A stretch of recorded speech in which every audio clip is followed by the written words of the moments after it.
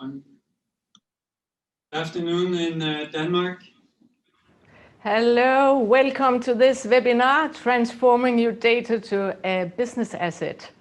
This webinar is the second in a row of 4 AI updates from Silicon Valley, where experts inspire us in AI strategy, data implementation, and ethical aspects. This concept is offered by Digital Hub Denmark, Innovation Center Denmark in Silicon Valley, and ATV in partnership. And you will meet my partner colleagues today. I am your host, your moderator. This afternoon, my name is Frederikke Krohn, and I'm the program director at the Danish Academy of Technical Science, ATV. For you who are not acquainted with ATV, I can tell that ATV is an independent member-driven think tank with exclusively selected technology leaders, both from universities, from industry and public sector. And ATV has actually working since 1937 to promote growth to Denmark through innovation and new technology for the benefit of the future generation. Over the last couple of years, we have sent Danish executives to Applied AI Academy in Silicon Valley to learn more about how to manage AI and bring these new insights to Denmark. This is unfortunately, as all know, not possible any longer in these Corona times to travel. So therefore, we are happy to offer you AI updates directly online to you, esteemed audience. AI will for sure change our day-to-day life and the approach of how we do business and science. And the common challenge we get when working with these AI programs is not the why we are attacking AI, but the how do we do this? How do we do this transformation with data? And therefore, I'm very excited to announce this program of today. We are meeting 2 of Silicon Valley's high-level AI experts who have worked with AI and data for years, and they will share with us how you can transform your data to a business asset. In a short time, I will give the word to my partner colleague, Christian Malby, Senior Advisor at Innovation Center in Silicon Valley. Christian is live. He is in a study, and with him he has 2 speakers. One is the Nita Sharma and Shomit Ghose, who will attend by camera. And Christian will introduce you to them in a short while more in details. But before we transmit from sunny California, I know that Christian has told us was yesterday 32 centigrade. Yeah, it's not what we have here. When you look out of Blocks-Up, where I'm sitting, you can see the water and waterfront and people traveling around.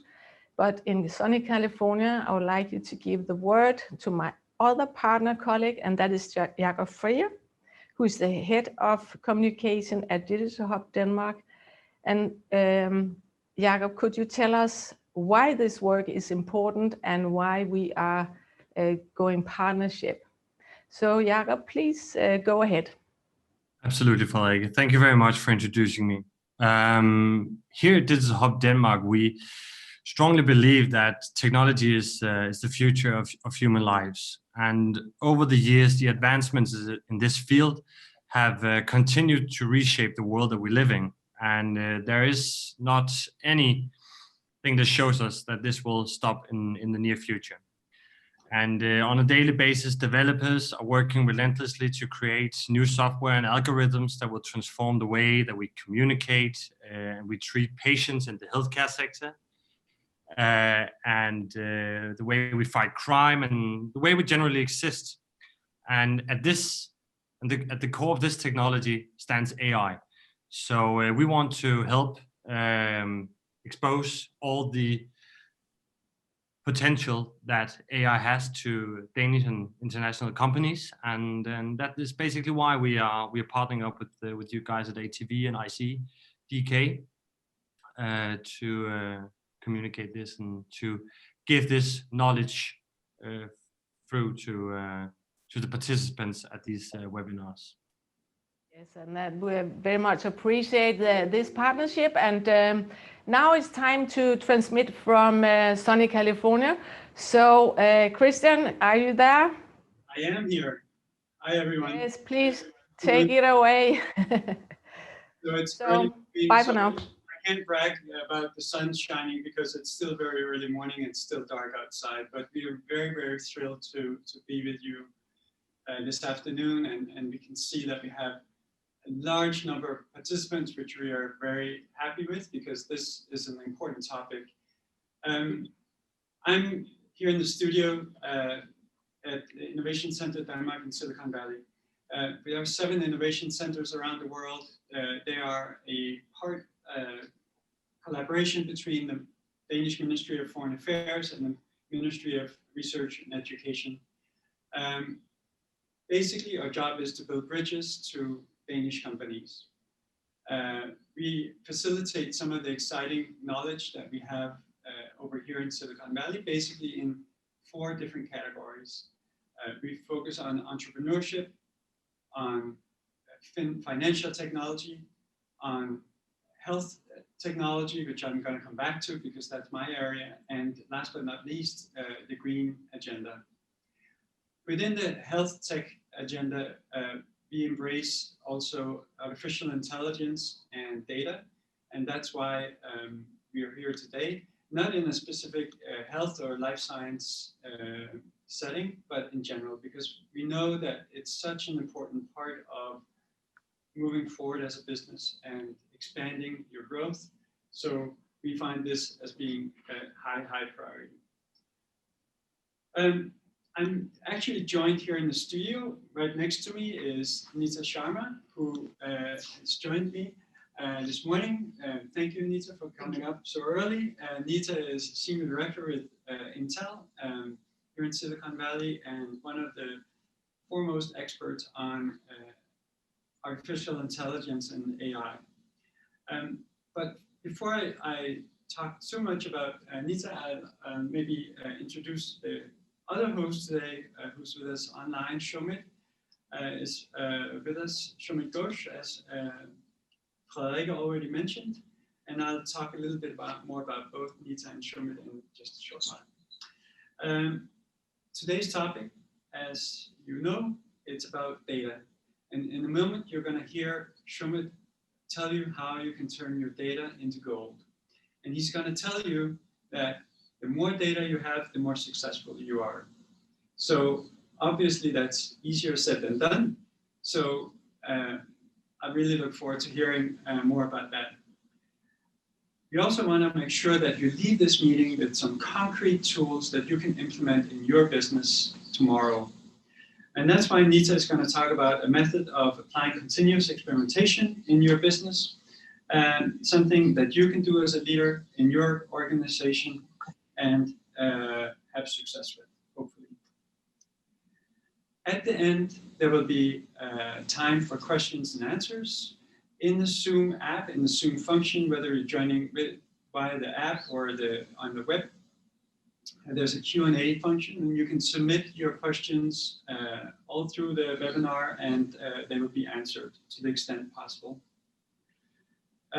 If you have any technical problems, hopefully not, you can write to us in the chat, and we'll take care of it.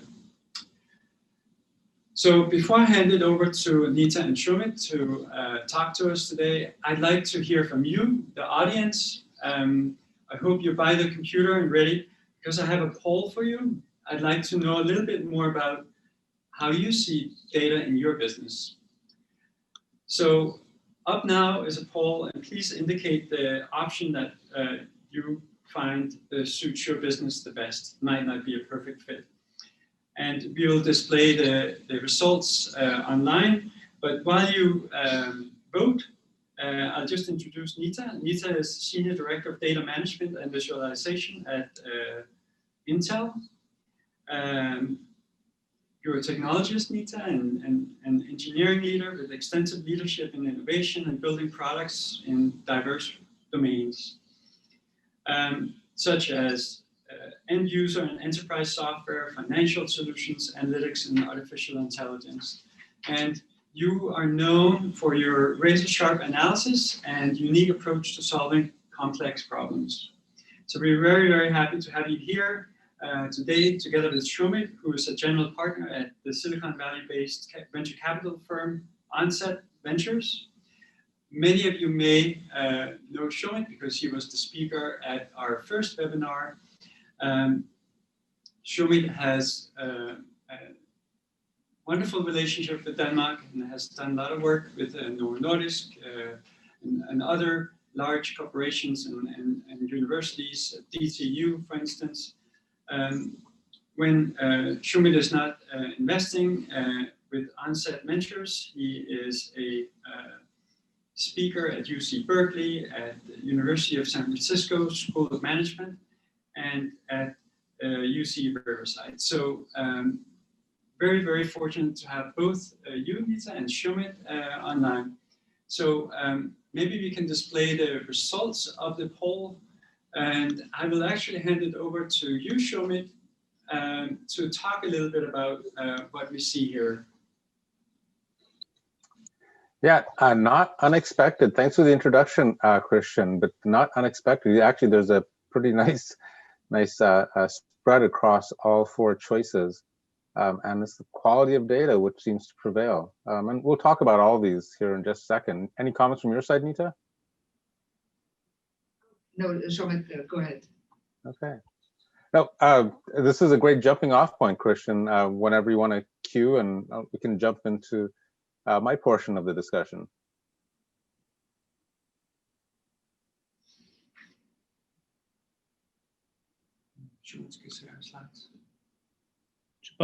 Stop screen sharing. Hand it over to you, Shomit. Great. All right, let me share my screen here. So yeah, it's a nice jumping off point from the poll results there, Christian. But my portion of the talk is about multidimensional data. What is that, and how do I get it? My contact information is right there, and I know that ATV will be sharing out a soft copy of the slides. So if anyone wishes to get in contact with me, please follow up. Happy to help in any way that I can. So the canonical business model, we start with the raw material, we manufacture it, we refine it, we end up with a product. So here you see the canonical life cycle of sugarcane, which goes through the refinement and manufacturing process and ends up in your fizzy drink or on your dessert. And it's exactly what's going on in the data realm now too. We start with a raw material, which is data. We refine it, and Nita will be talking about that. So we refine and basically manufacture using that data, which produces both a product, which is maybe the thing that you monetize, and importantly, it produces even more data, which goes back into to this virtuous cycle of your data-driven business model. And no matter what it is that you're doing in life, you need to follow this cycle. So you may have a hardware product, you may have an agriculture product, you may have any kind of product. It need not be specifically something that's a piece of data, but going forward, it will be a data-driven product. And that's what we'll talk about today. So big data is such a well understood topic. Why is it that these two companies, Amazon and Google, really dominate in every industry that they enter? What do they know that other people don't seem to grasp quite so well? And this is what brings us to multidimensional data. And for this, I have two rules. So this is rule number one. And Christian, you touched on this in your introduction, but basically rule one of multidimensional data is that if data is good, more data is better. Stands to reason, right? And data, interestingly, is an anti-commodity. So every product that we build here in human society is a commodity. The more you have, the less it's worth. Data is an anti-commodity. The more you have, the more it's worth, which is why if you look at companies like Amazon and Google, the sole campaign on which they're launched is to collect ever more data. They never stop collecting more and more data. And it's this which gives them their competitive advantage in the market. So if you're to compete with Amazon, Google, and others, you too need to pursue this strategy of data as an anti-commodity and collecting as much of it as you can. Rule number 2 of multidimensional data: everything is a data signal for everything. And I have the first everything in quotation marks because it's not entirely true, but abstractly it is true. And we'll talk about why that is. But just let that sink in, that everything is a data signal for everything. And in particular, this is how fintechs operate nowadays, is that they realize that your data signals aren't the traditional ones solely. There are many additional multidimensional data sources, which are also very important in the realm of fintech. Here's an example. Here's predicting from multidimensional data. This is one of the many source papers that are out there. This was just from a couple of years ago, Marianne Bertrand and Amir Kamenika. And let's look and see what are some of the things they found. Here's some multidimensional data signals that one might get. So you can read the different attributes here. Like, look at the ones on the left-hand side. Someone who might use dishwasher detergent, voted in the election, uses Netflix, uses this particular wireless carrier here in the US, owns a passport. And then look at all the indicators on the right-hand side too, also some attributes. Owns an iPhone, traveled in the continental US, watched the Super Bowl, etc. When you look at these, what can you tell about the individuals who share these attributes? It's not readily apparent to us, right? Statistics tells us this is what happens. Is the attributes on the left-hand side correlate to someone with high income. The attributes on the right-hand side correlate to someone who has a high education. So if you're in the financial services business, this individual might be a very good loan risk. So certainly as a financial services company, you could look at traditional low dimensionality data, things like credit score and income. You can also look at multidimensional data signals, which would either replace your existing signals or augment your existing signals. So if you're a bank, for example, don't restrict yourself to the traditional low dimensional measures of someone's loan risk. There are many multidimensional measures you can look at too. This is actually how most of the fintechs operate, as they're looking at these multidimensional signals. Here are some other attributes which you might find interesting. So look at the two on the left-hand side: owns glass ovenware or bakeware, owns a pet. On the right-hand side, does not own a fishing rod, does not own a Chevrolet. What can you tell about somebody based on these multidimensional signals? Again, not readily apparent to us, but here in the US, we're in the middle of the election season, as you probably know. This might yield some interesting political targeting data for you. So the attributes on the left-hand side correlate with being white. The attributes on the right-hand side correlate with being liberal. So as a political operative, you can look at multidimensional signals too. And there are many multidimensional signals that you can look at. So in the area of fintech, you have companies like Prosper who look at about 500 different data signals. Company called Smart Finance in China, they look at 1,200. And I think the world champion might be Jumo Data in South Africa. They look at 10,000 different dimensions of data to make their financial decisions. And there's a variety of these. Everything from your email address, how that's formatted, correlates to your loan risk. The battery strength on your cell phone, how you charge your cell phone, also, these also correlate to your loan risk. The timestamp of when you applied for a loan correlates to your loan risk. How your phone contacts respond to you when you reach out to them also correlates to loan risk. That's a way of, by the way, crowdsourcing your integrity from the people that you know. Errors in what you've typed, spelling, punctuation, everything. These typing speed, all of these, again, these are multidimensional data signals which have been shown to correlate to your loan risk. So as a financial services company, you can look at traditional measures, or you can look at these instead of or in addition to your traditional measures. And they give you very, very key information on your business. Look at this headline over here. Turns out that there's a relationship between profanity and honesty. So it turns out if you swear quite a bit, it actually might show that you're a more honest person. And this is just a whimsical example here, but think about Google, who wants to get into the banking business, and in fact are making pretty aggressive moves in that worldwide. And of course, they can hear what you're saying, either through your mobile device or through your smart speaker system. So again, this is just a whimsical example, not a real one, but think about a company like Google, who may know how often you swear, may actually be able to draw some inferences on your honesty, and may be able to give you a more finely tuned loan offer as a consequence. So here are a couple of definitions I have of multidimensional data. These are my definitions, but hopefully they're expressive enough that you might think about using them yourself. So here I have two definitions. One is data richness, and data richness relates to your own data sources. So the ones that you have, which are never enough, by the way. Every day you want to add a new one. So this is why you see the dimension of n asymptotically approaching infinity. And look no further than companies like Google and Amazon. They're constantly adding to their data streams. So data richness has to do with your own data sources, the ones that you create, and how you always add to that. And the other definition will be data hungriness. And this is the hungriness, the appetite for data sources from outside of your company. So how can you find additional data sources outside to augment the stuff that you build inside? So data richness and data hungriness. And both cases, n is never enough. You always need to be incrementing the value of n.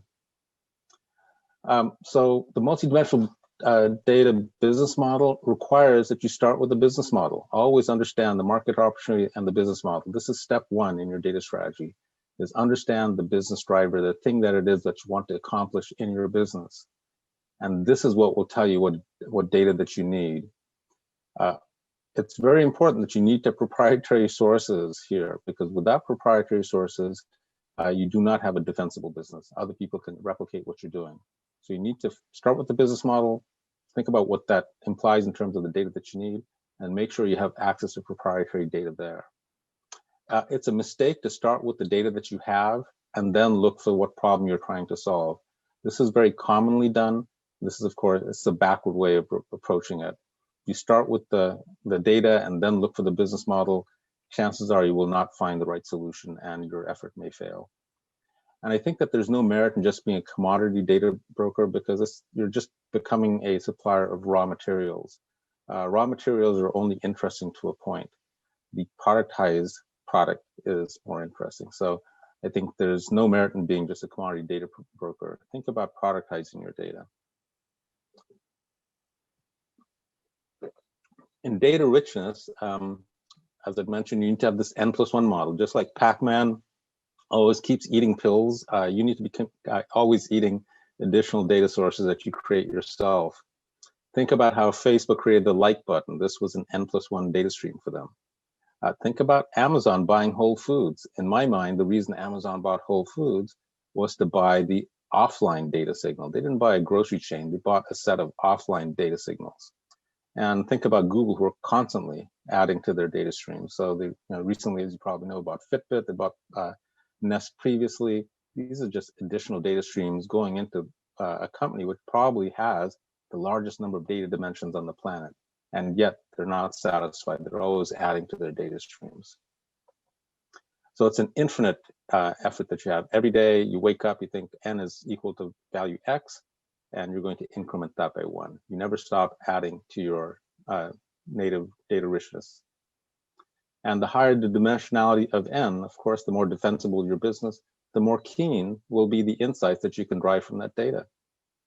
And the data richness is part of your product roadmap. So it's not just software functionality that's part of your product roadmap. Your engineering team needs to be thinking about, how do I add additional data signals constantly? Let's talk about data hungriness. So human societies, and here you can see the illustration on the left-hand side, people concluding an alliance.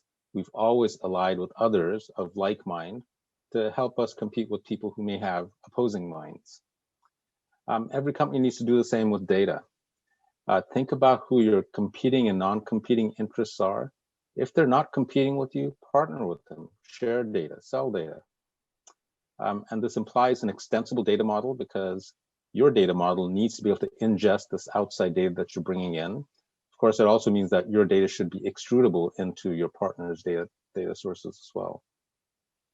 Remember that you're in the data business. You're not in the banking or beer or any other vertical business. You're in the data business. Always, whatever business you're in the end, you're in the data business. And you always want to be increasing the value of N. So the number of data sources you're ingesting from outside also needs to be increasing day over day. Think about people who are your non-competing interests. Partner with them, bring their data in. By default, any of the big data technology providers today want to get into your business. So I would caution against thinking about them as potential partners. And as with the data richness, the data hungriness is also part of your product roadmap. So it's no longer sufficient just to have a product roadmap based on software functionality. Think about the data sources that you're bringing in from outside as well. How many outside data sources are out there? Tens of millions. So Google earlier this year published a directory into 25 million different free data sets that are available all around the world. So there's like no end of them that are out there. No doubt in that 25 million free, there are many, many data sources that your company can access and make very productive use of. Why did Google publish 25 million free data sets? You might be asking yourself, right? So two possible answers, perhaps a little whimsical again, but anyway, answer number one, because they're devoted to improving the human condition. This is why they made all these free data sources available and accessible to everybody. Answer number two is maybe they want to see what data sources we seek out in our specific industries so they can figure out which of these data sources are important. So essentially they're crowdsourcing, as they do with search, they're crowdsourcing which of these data sources are important to all of us out here, the ones who may be consuming it. So everything is a data signal. Even the data sources that we seek out will be a data signal back to Google. I know I'm a cynical and jaded guy, but I'm going to guess that they did it because of reason B here.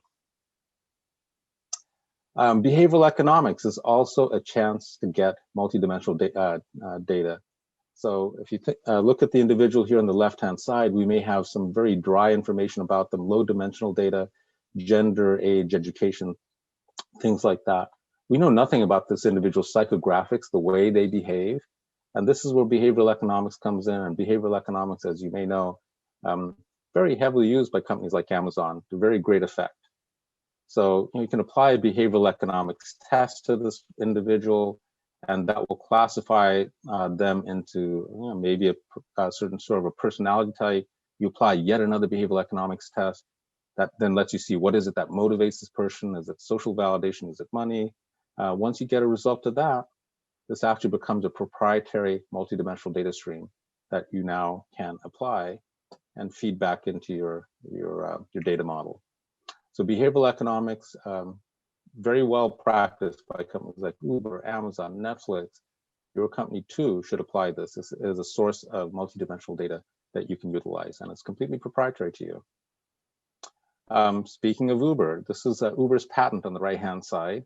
And it's, to me, very interesting because what it highlights is not some super cool machine learning technology, but what it highlights is ingesting data, data that the Uber application creates, as well as data that is freely accessible from outside. Everything from the weather to the traffic patterns alike, the calendars and event dates, when events might be happening, the kinds of attendance those events have driven, everything. All of this is very informative in helping Uber build their future pricing models for this commodity service, which is transportation. Most of this is accessible for free, right? So here's a company that's very powerful, very efficient user of data. They have the proprietary data stream from the app, but importantly, so much of the data that they consume and analyze and deploy is sourced completely for free. Your company can too, just like Uber. So here's your data strategy and differentiation built on the data strategy. Always begin with your proprietary sources. Remember that N is never static. N grows every day, N+1. Start with that. What are your proprietary sources? Think about who you can partner with and either trade data with or buy data from. These are partially proprietary because of the business relationship that you have. that allows you to drive that data. Other companies may not have access because they won't have that same partnership in place. And certainly many free sources, at least 25 million as per Google. And that's the stuff that's easiest to get to. And Nita will talk about this, but you know the scientific method, right? Here are the steps of the scientific method. The data scientific method is the same thing, except it never ends. It's an infinite loop. So observe, hypothesize, test, analyze, keep doing it forever. This is what Google, Amazon, etc. do. Nita will talk about this in a little bit more detail shortly. And just remember that if the data is skewed in any way, it's unethical because it drives unethical results. Many examples of this in the industry today. No real way to solve this other than to know that it happens and to be constantly vigilant for it happening.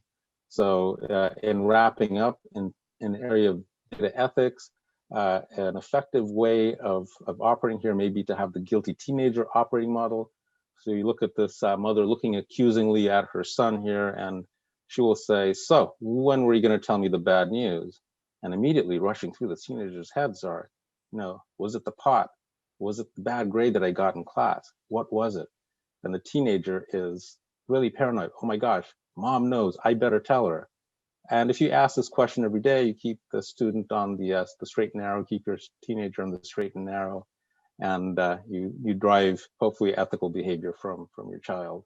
Similarly, when you think about your VP of engineering, you too need to ask a question. And the question is, so when were you going to tell me about the data ethics violations? And immediately this causes that sense of paranoia from the VP of engineering who's thinking, was it the skewed training data? Was it the buggy algorithm? What was it? But it requires that the VP of engineering, everybody in the company, constantly scrutinize the things that you're doing to make sure you're doing things that are good and not things that are bad. There's no policy that will solve this per se. It is this constant vigilance, constant scrutiny, which will hopefully minimize down to zero with luck, the bad things that we may be inadvertently doing. Quick fast read here of an article I'd written for Berkeley about a year ago, URLs right there, talks about many of the things I just mentioned today. And with that, I'll finish up, hopefully right on time. Just look at the two headlines on the right-hand side there, data-driven company Square, whose market capitalization about equal to Goldman Sachs. And then just see the headline in the bottom article. Vehicle data is more profitable than the car itself. Thank you so much. I'll hand it over to you, Christian, again.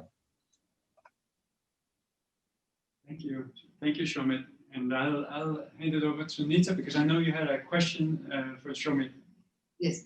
So Shomit, you talked about data richness, and how does someone start identifying proprietary data sources within their own company? How do we make this real? Yeah. So of course, it's after you figure out the business model and the business problem that you want to solve.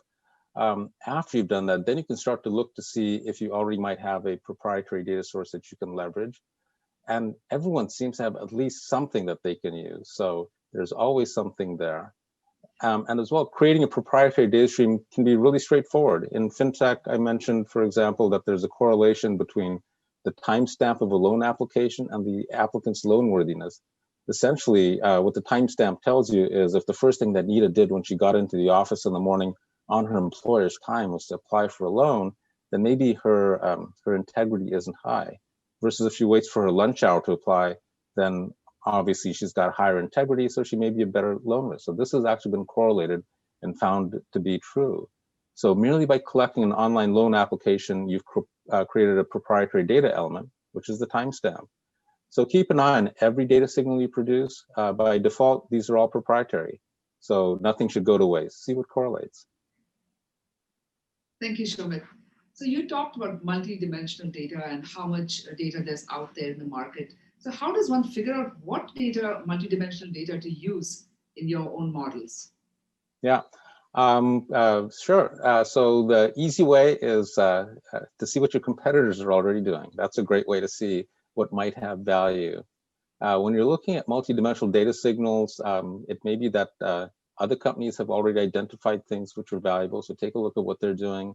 Another easy way is to leverage any of the many academic studies that have already been done in basically every field, which uncover what some of these multidimensional correlates are. So take a look at those too. And the hard way, but this is the most defensible way, is to make educated selections of external data sources and see if they drive meaningful correlations. If they do, keep them and don't tell anybody because you've just discovered an insight. So keep them, use them, tell no one. That's your proprietary knowledge now. And if they don't correlate, discard them and move on. And in fact, I think, Nita, your talk will cover some of these issues. Shomit, we got a couple of questions from the audience, and I thought instead of doing a Q&A at the very end, let's do it now while we have your lecture fresh at mind. So the first question, and please keep the questions coming, you can submit them through Q&A, but the first question here, Shomit, can you explain why Amazon's new data sources are offline? Yeah, sure, great. Good, a really good question. So if you think about Amazon, it's been around for 25 plus years, they understand really well how online shopping works. So they know that if Christian hovers for 3.7 seconds on top of the blue shirt and then, 15 seconds on top of the white shirt, he's gonna go back and buy the blue shirt, for example. They figured out online shopping patterns really well. Something over 90%, I don't know, 93% I think was the last figure I saw, of all commerce is done offline. So if you mean to dominate the retail sector, can you lock yourself out of 90% of the data signals? So my view, and this is mind you just my view, but my view is that the reason that Amazon bought Whole Foods is so that they can start to figure out how offline shopping works, and even correlate that back to our online shopping patterns. But just as they might figure out that if you look at the white shirt, then the blue shirt, you're going to go back and buy the white shirt. They want to see, if you look at the cabbage, does that mean you buy the steak afterwards or the chicken afterwards? What are the correlations? And they don't want to do this just on the market basket, which of course you could buy the purchase data at the point of sale. They want to see, what did you buy? What did you think about? What did you not buy? And how can you capture those signals? What better way than to see what your movement patterns are, what your application usage is once you're within the store. And importantly, also correlate this back to the online signal. So again, in my view, I think the reason that Amazon bought Whole Foods was to capture all of that physical shopping data. Shomit, the next question is about the canonical business model. How do you define that? And can you talk a little bit more about what you mean with canonical in this context? Yeah, so I think a lot of companies, you're reading the headlines, they're seeing that the big data companies are coming for their business. It doesn't matter if you're in healthcare, banking, whatever, logistics, whatever. The large companies, the large monopolies are coming for your business. And so you think that's, well, how do I meet that threat? And it can be daunting to think that, well, here I am, a bank, and we've been around for 300 years, and we have to somehow wheel and turn and face this new threat. And it can be daunting to think that you have to turn your entire company on a dime to re-envision how you do business. And that's a difficult thing to do. So instead, the best way to approach it is to think about one problem that you can solve. You don't need to turn the entire bank around and reposition it to meet the big data threat. You just need to start with the one problem. So don't try and boil the ocean, just boil the pot of tea, basically. Think about one problem that you can solve, and that problem needs to have an economic driver. So think about one problem that you can solve, and it has with an economic driver, and that economic driver is one of two things. Either you make money from that new business that you're pursuing, or you save money from it. So you make money because you can expand now using a data-driven product into a new market segment, or you save money from it. You figure out a way to reduce loan risk, for example. How do you price loan risk more efficiently? So think about one problem, make sure that that problem has an economic driver, that there is money at the bottom of it, either a make money or save money, and then work backward and think, okay, what data do I need to build that solution? So that's the approach to take, and that's what I mean by that, by thinking about the business driver first. Too often, I talk to companies and they say, I have this amount of data and this is what it looks like, and now I'm going to solve a problem with it, which is the backwards way of doing it, unfortunately, and frequently leads to failure, not success. Shomit, one last question before I hand it over to you, Nita. And it's, first of all, the person who's asking the questions, thanking you for an exciting presentation. There seems to be a reverse relationship between the value of data, the interestingness of data, and ethical questions. So the more personal data you get, the more questionable is the ethical component of it. How do companies sort of take a stance against this? Where do we draw the line? Yeah, this is a wonderful question, and I think it's a great question for European entrepreneurs because Europe has I think taken a stand beginning with GDPR on the importance of ethics and data.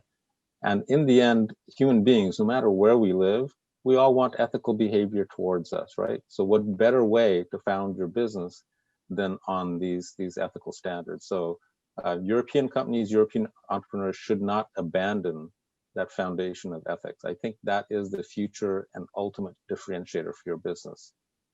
And the question, I think it's a difficult one to answer just because, as in my guilty teenager model here, we'll never ever get it right. Even companies like Google, Amazon, Facebook, who are these massive practitioners, world-class practitioners of data, get it wrong. They get it wrong accidentally, not because they meant to, but because there was something skewed in their data, which caused them to get it wrong. So even the big players will get it wrong. So with that in mind, you too, as a company, will get it wrong. But at all times, you need to strive for doing things well and doing things right. So, my approach is always constant paranoia and constant scrutiny. And through those practices, you can minimize, hopefully to zero. It won't be zero, but hopefully you'll be able to minimize it to the maximum extent possible, the negative effects of the ethics. And also bear in mind, the big data practitioners, these big monopoly companies, they're coming for your business. They have to confront the same issues. So they have they're on the same battlefield. So it shouldn't be that the risk of doing something wrong keeps you from competing in this area. You need to compete in this area. The risks that you face are the same as the risks that everybody faces. So it's a common factor that all companies will have to face.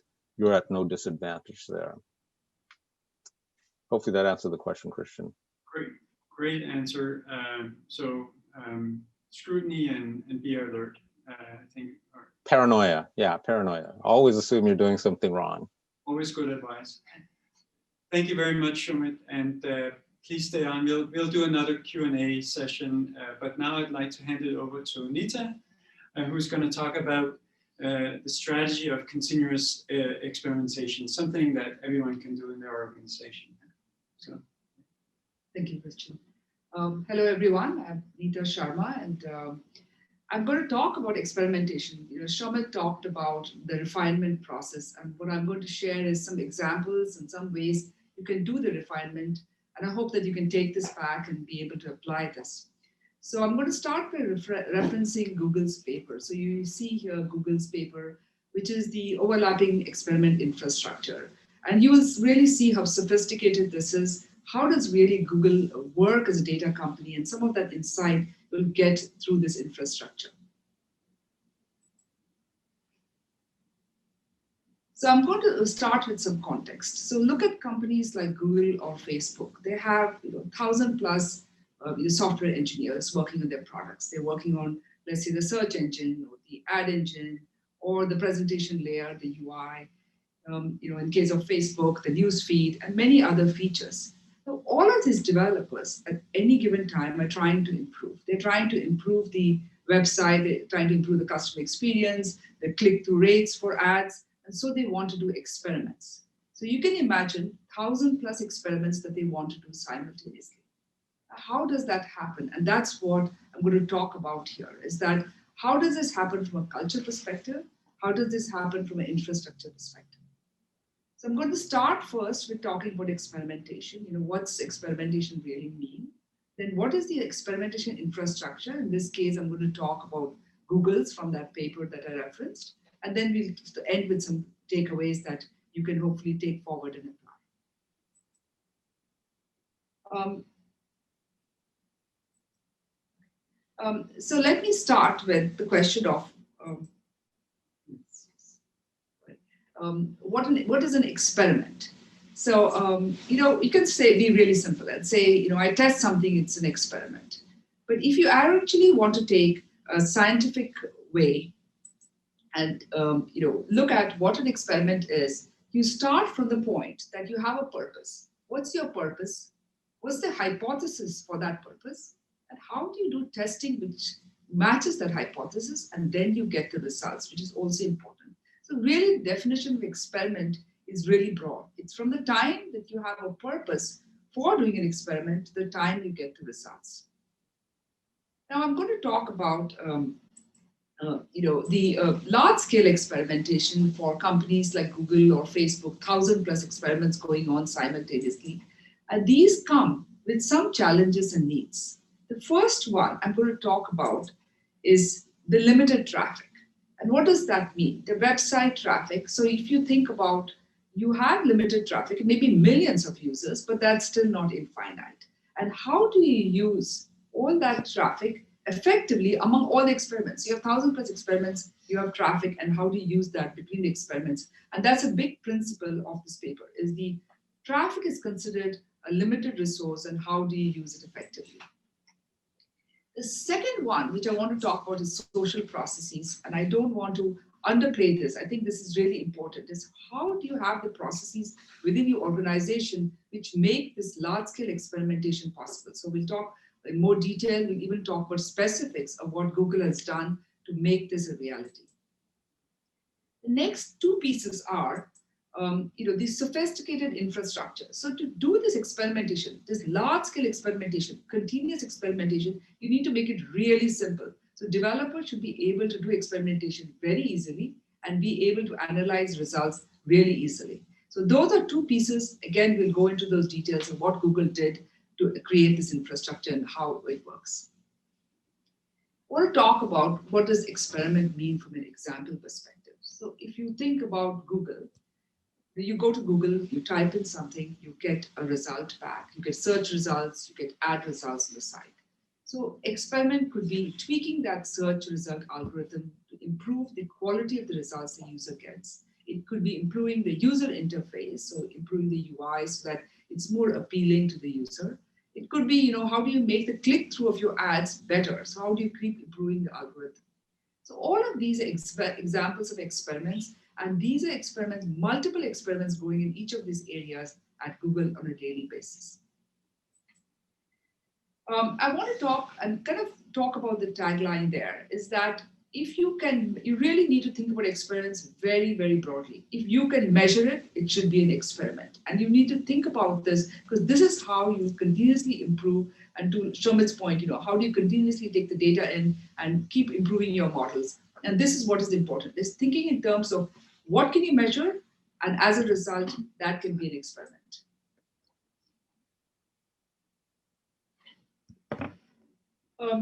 Let me talk about the social processes and mindset. The first thing you need to think about is in terms of metrics. You need to think about what's the business impact of every single thing that you do. How can it impact your product, your business, and your customer? And that will feed into what Google calls insatiable appetite for experimentation. So that's what they talk in this paper.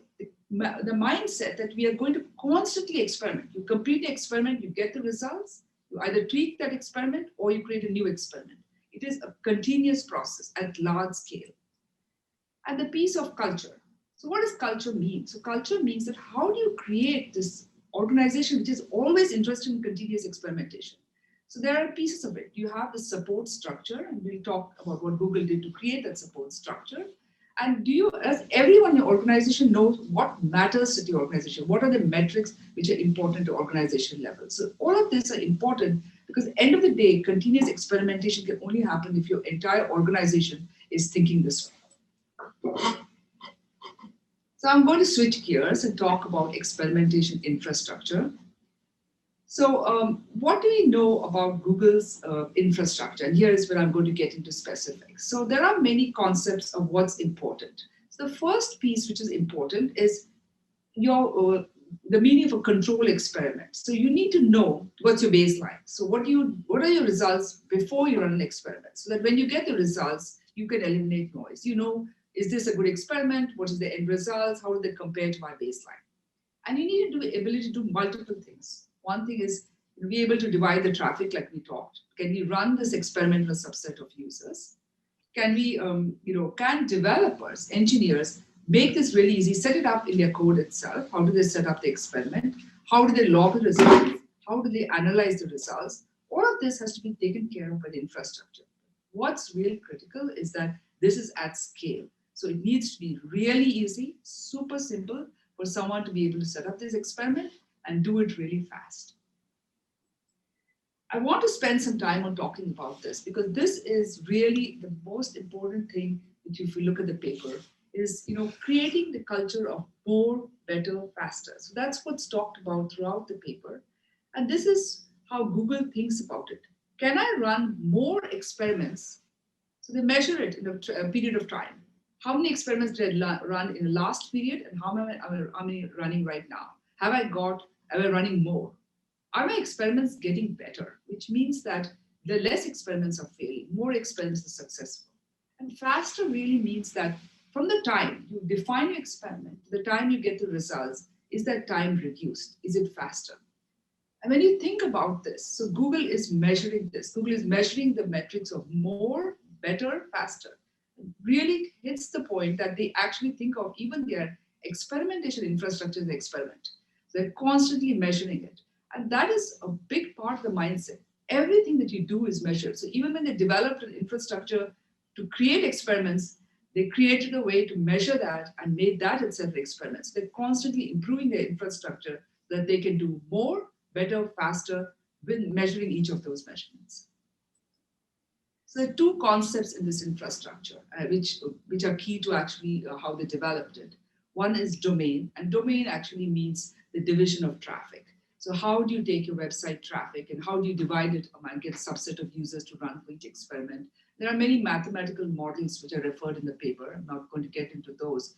But one thing to remember is not only that you need to divide your traffic, but you need to make the customer experience really coherent. You can't have a bizarre experience that, a customer is part of an experiment, they see a blue background, they suddenly switch over to the next experiment, they see a green background and no idea why. So you need to think of two things when you think of subset of traffic division. One is how do you get sufficient traffic for your experiment? And the other piece is that how do you constantly remember that your customer experience has to be consistent so that they don't have any bizarre UI experience. So the next concept is the concept of layers. And here I'm going to talk about what does a layer mean? So you can think of a layer as in two ways. One is a subset of parameters. What are the things which get measured? So the search has a different set of parameters, then the ad has a different set of parameters. The UI has a different set of parameters, the font color, the background or UI parameters. This, the ad could be the click-through rate. You can think of it that way, or you can also think of layers as functionality. So what you want to do, what Google wants to do is run experiments in each of these layers. They want to have multiple experiments in the UI layer, multiple experiments in the search layer, or the ad layer. And so what I show here is a vertical slice. And the vertical slice is a slice of traffic. And that traffic is an experiment which can have experiments in the UI layer or any of the layers, search layer or the ad layer. So you keep seeing there are multiple experiments going on. These are slices of traffic. And these slices of traffic run through many experiments in any of the layers. There's also a concept of non-overlapping domain. And what that means is that when you have parameters which depend on each other. For example, you have your font color turning blue and your background being blue. Obviously, you can't do both at the same time because you can't see anything. So, that's the kind when you have dependent parameters and you need to make sure your experiment takes care of both of those parameters. So when you have dependent parameters, you have what is called a non-overlapping domain where you can have multiple layers in the same experiment. So you can look at this and say, now you have experiments going on. In each layer, multiple experiments, UI layer, search layer, ad layer, experiments going on with combinations because of dependencies. So a combination of the search and the UI or the ad, search and UI or ad and UI. So you can imagine what this explosion is. And this is what the infrastructure has enabled.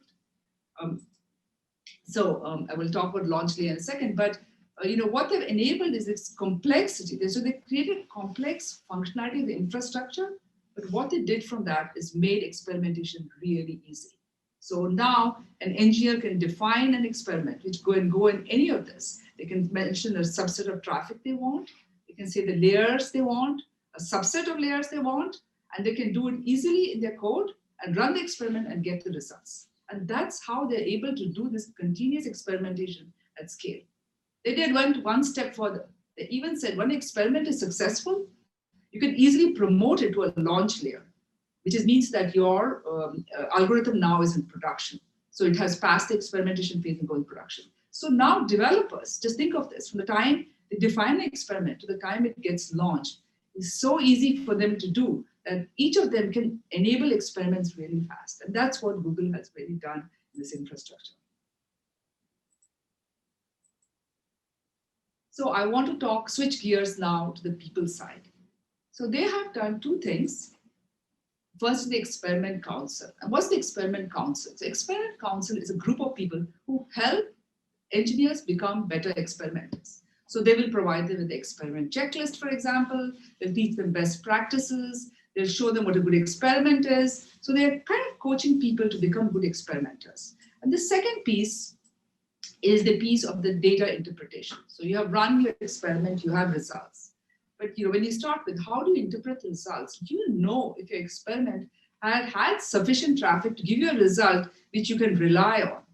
This is learned over experience, and this data interpretation forum helps the engineers with that level of information. They have a knowledge repository.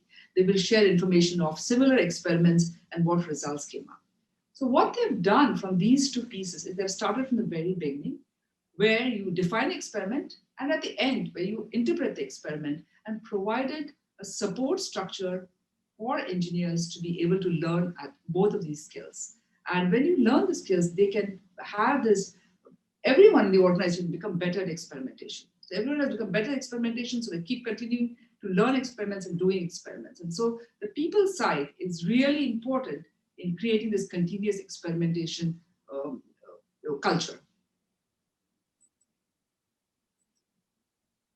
So I'm going to switch to takeaways here. And the first one, which if I have to say anything, is really start thinking about this. More, better, faster. Because in everything that you do, you saw it from Shomit's talk, you'll get more data sources in, you'll keep tweaking your model. But you really need to think about what can you do and how can you do this? How can you make more, better, faster possible in your organization? So for your product, how can you enable more experiments to be run in a shorter period of time and with less failed experiments? And if you kind of focus on that, all the stuff follows that. So if you can think about the other piece that Google did was parameterize everything. So parameterize means that you measure everything. So once you can measure everything, you can make it into an experiment. So you are thinking about what can I measure, and then what can I measure, and how do I make that process more, better, faster? I didn't talk much about this, but this piece is really important, is the fast analytics to analyze results. You cannot spend days, weeks trying to figure out whether the experiment was a success or not. So what tools do you have and what analytics can you do so that you can get the results faster and be able to interpret them? And the piece we talked about, culture and social processes, is a must-have, because you don't want to be monitoring this. You want your culture to be self-growing. You want people to continuously think about experimentation. And so how do you create a support structure, and how do you create a way of working where everyone gets better at experimentation? I'm just going to end at this with the additional reading which you can look at is, so this is Facebook's infrastructure. It's similar to Google's, but it's called Plan Out. It's also open source, so it's available in, I think, 3 or 4 programming languages. So if someone wants to get started with an experimentation framework, which is your website based, this is a good place to start. Plan Out. Thank you. That's a question. Thank you, Nita. And I know, Shomit, you indicated to me that you had a couple of questions for Nita. Yeah. If I may, Nita. So really nice talk. You talked about experimentation in an area for search and for websites. What can I apply in different products? So I'll go to the tagline, I think, which is more, better, faster. I think, you start from that is, what do you need in your organization to make this experimentation possible and, more, better, faster, because you really need to think about experimentation as a continuous process.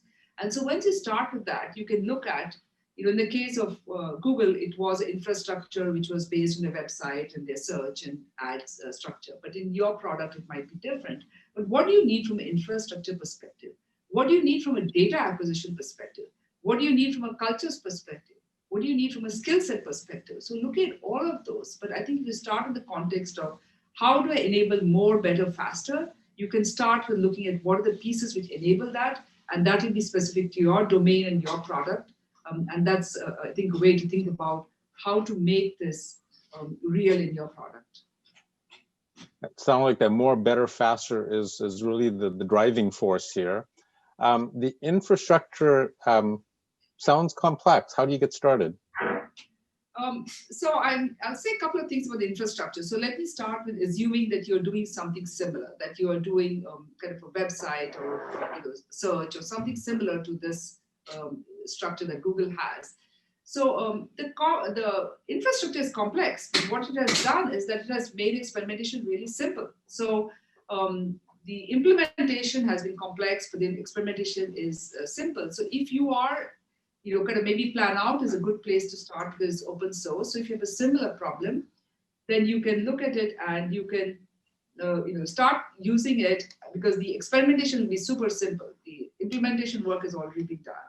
If you're talking about a different space, then you need to kind of think about what infrastructure makes sense in your domain or your product. Okay, and probably the most important part of the infrastructure, which is the people. What skill sets do my engineers need to do all of this? So I'll talk in context of search and Google.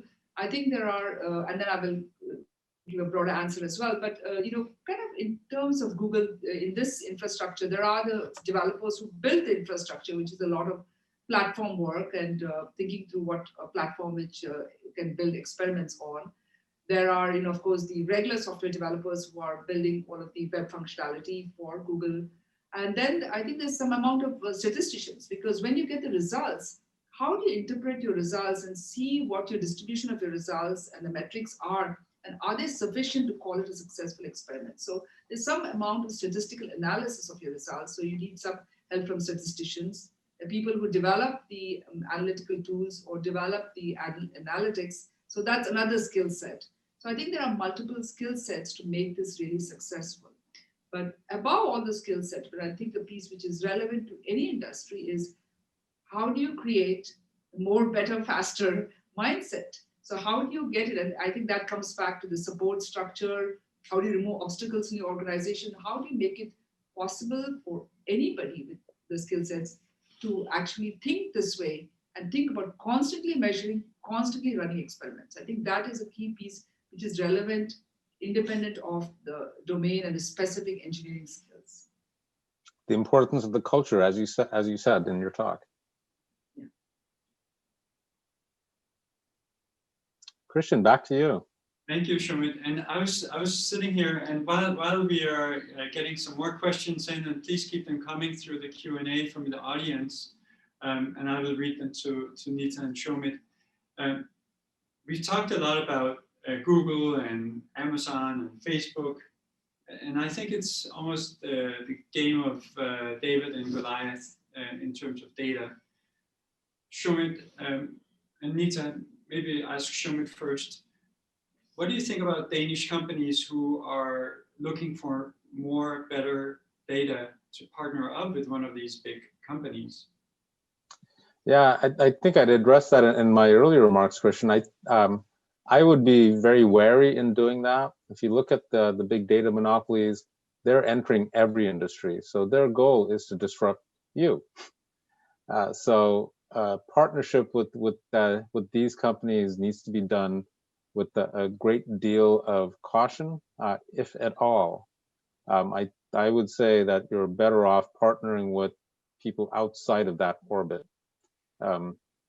both as a data supplier and as a data consumer. By consuming data from any of the big data technology providers, you're telling them what data is important to you. You're indicating to them what data sources are important to drive your business.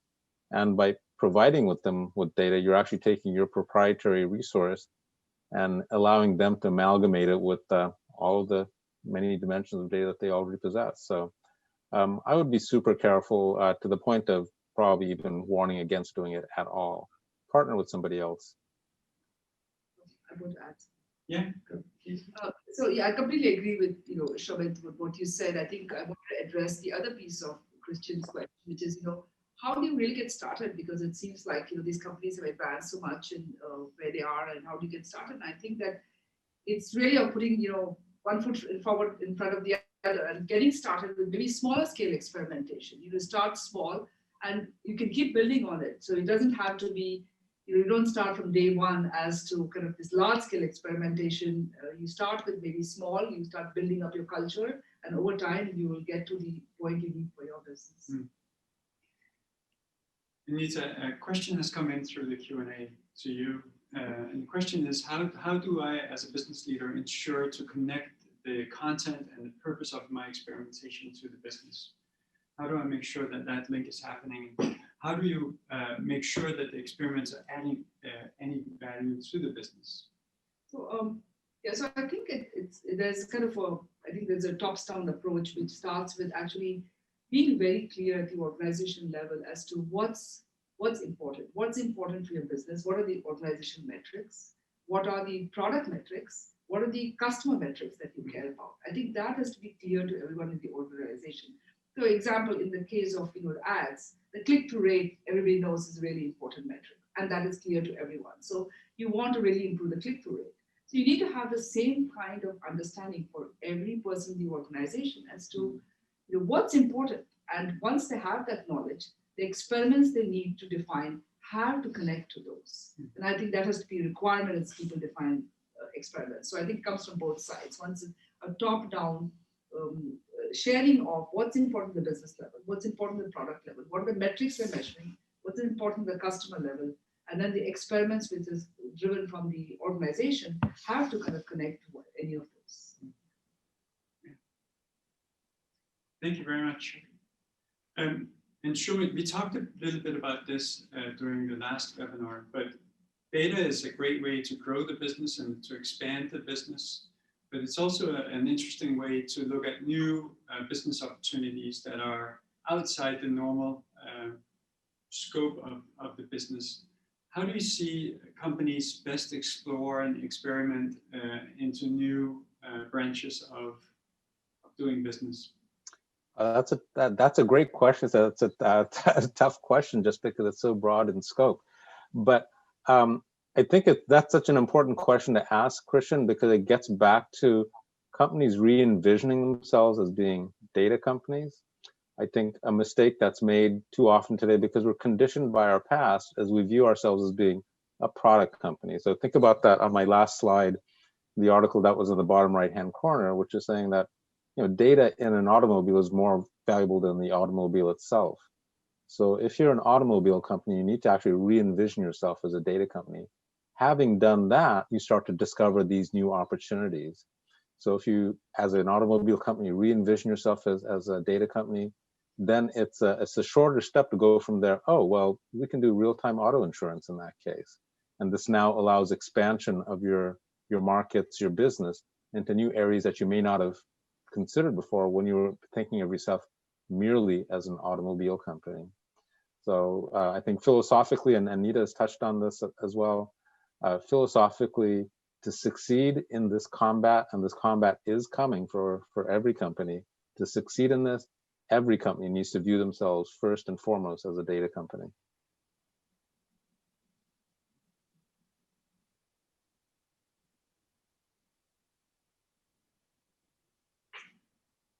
Okay, I think we lost Shomit, but I'll take the opportunity because Nita, one of the things we've discussed a lot about is culture. It's about getting the right resources and embedding this in the business strategy. And I think it's a great opportunity for me, maybe just to take a moment to let everyone know about the 2 upcoming webinars, because I think it's such a good opportunity for the audience to sign up for these right now. On Monday, November 9th, we're going to be talking about implementing artificial intelligence in your business. We're going to be talking about how to do it as a business leader. We talk from a strategic perspective, but also what resources are required.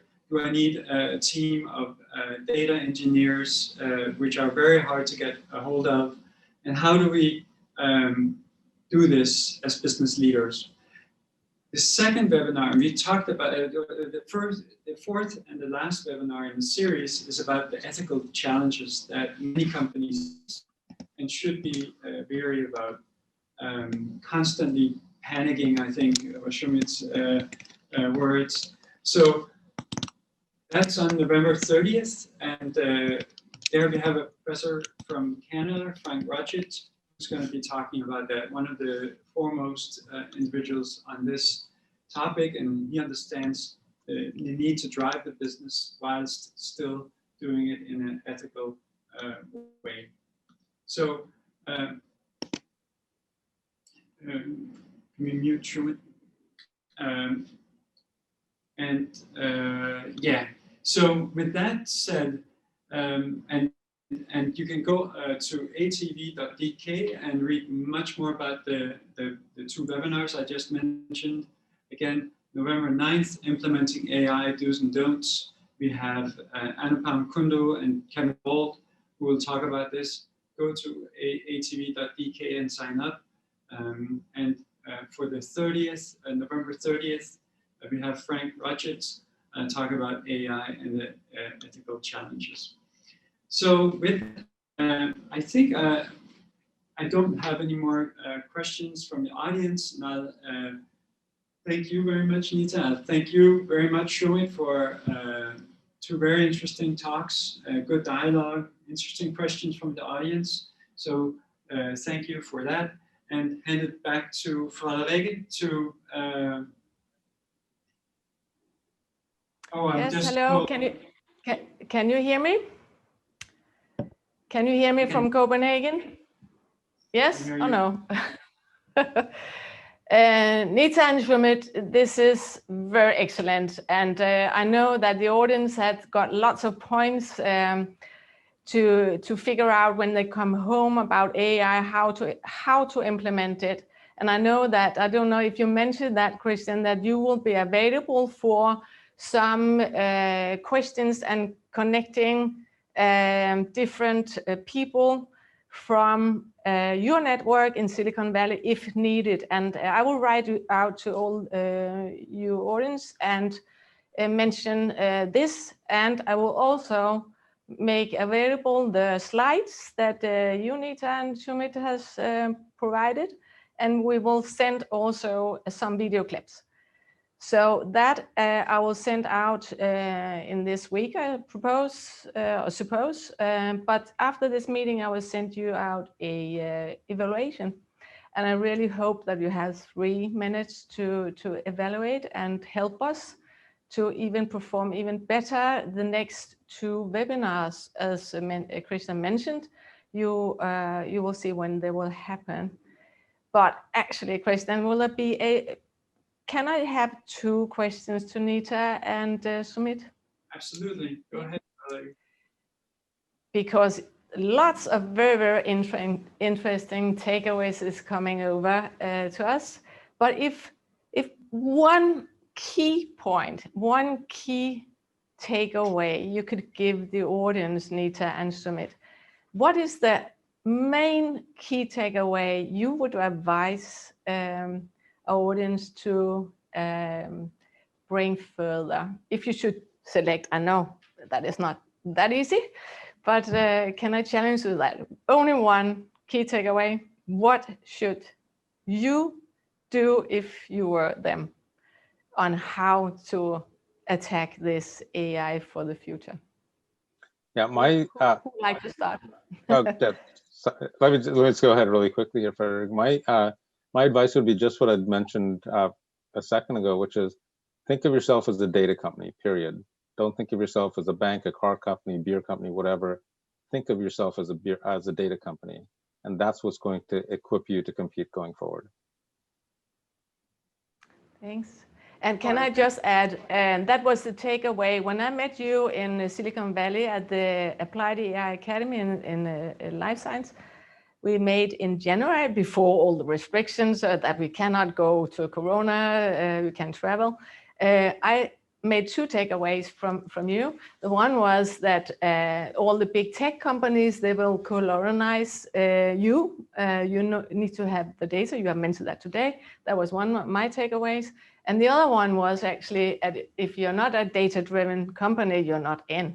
Then is the new black is that, and you also mentioned that. But just to mention that you really have made a point in my brain. Yeah, Nita. So to add on to what Shomit said, I think to make it real, I will add in the more, better, faster experimentation. So really kind of thinking about how can you do more experiments, better experiments which don't fail, and faster, which will really require for continuous experimentation. So along with being a data company, the continuous experimentation, I think, has to go hand in hand so that you can really change the business values that you bring. Yeah, that was two very good takeaways. Yes, and we have to stay AI tuned actually, because nobody can figure out how this future will transform. And therefore, maybe Christian, can you say, do we need to say anything else? Have you mentioned what we need to? We actually have two more questions from the audience, and we have a little bit of time, so I think we should engage Shomit and Nita in these questions. So I'm gonna, the first one is, I'm gonna read it out loud. I work for a governmental agency, and the goal is not to improve profit, but to provide the best possible service to companies in Denmark. Do you know of any governmental agencies that have succeeded in using and leveraging data to improve customer service in that way? Sorry, I don't do this. Okay. Show me. Yeah, no, this is a great question too.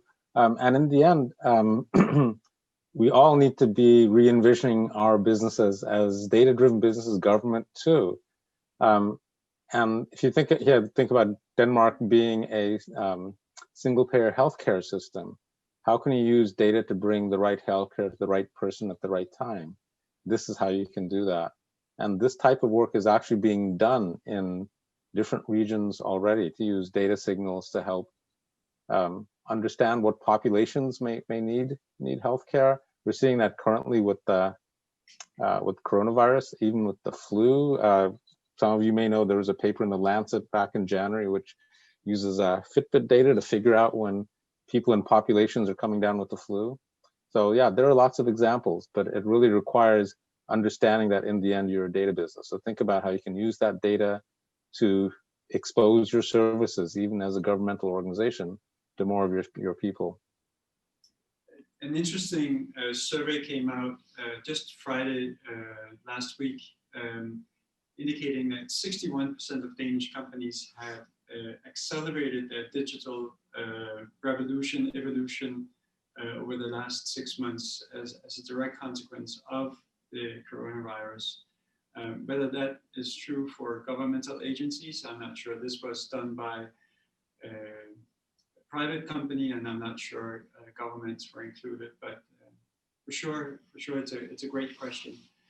And maybe a little bit related to that is the next question, and I'm going to paraphrase it here, but it really talks about companies and the management are typically of more mature and maybe not as tech savvy as younger people. We see that here in Silicon Valley quite a bit, where majority of the data engineers are very young and very dynamic in their way of thinking, et cetera, et cetera. So how do you handle this lack of understanding with the C-suite levels of the organization? So I think, maybe I'll start from Shomit might have to add, but I think that you don't need, C-suite support to actually make this really successful at a large scale. But I think it should not stop someone from starting. And sometimes it's a lot about creating awareness. I think that if engineers or people in the team who have insights, what can I do for the business? What can I do to improve my product or customer by using data? You can start from there and build, prototypes. You can start with POCs and show these off as to how it can impact maybe your customer experience or your product. And I think that's a good way to start with educating. And I think that education, with the right mindset in the C-suite will get it to become more of the culture of the company. But I think that you don't have to stop just because it has not yet started in your company. I think you can start with the position of trying to influence. It's a constant thing of strategy versus tactics. So, if we knew that there was an asteroid that was going to hit the planet, none of us would need to. I would need to be an expert in ballistics and astrophysics to figure out what do we need to stop this, and we need to save ourselves. I would go to the people and say, hey, we're going to get hit by an asteroid.